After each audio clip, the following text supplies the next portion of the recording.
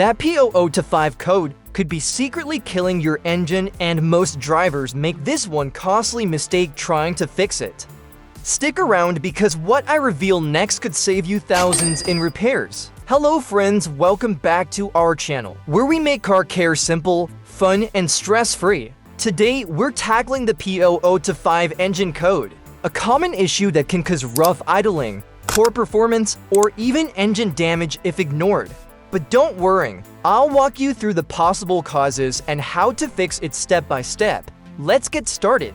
What is the P0025 code? It indicates an issue with the B camshaft position timing over retarded bank 2, meaning the exhaust camshaft is not timing properly. Common causes of P0025 code: faulty camshaft position actuator solenoid, low or dirty engine oil, timing chain or belt problems, wiring or connector issues, failed ECU or sensor. Here are simple methods to fix P0025 code. Method A: oil change. Tools need: socket wrench, oil collection pan, funnel, new oil filter, fresh oil, airtight container. Locate the oil drain plug underneath your vehicle and place a collection pan beneath it.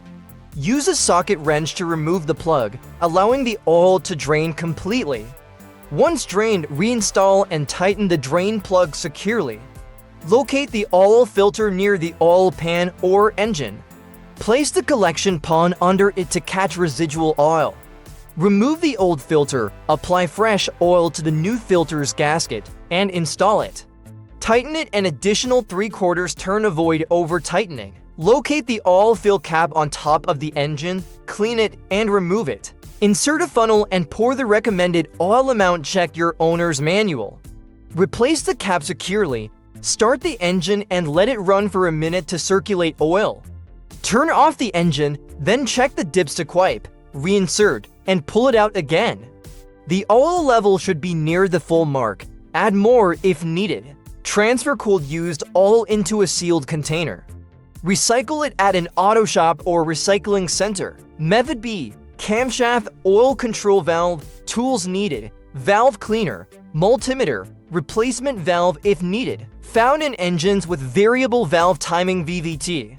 Carefully detach the valve from the engine. Use valve cleaner to remove debris. Test resistance with a multimeter.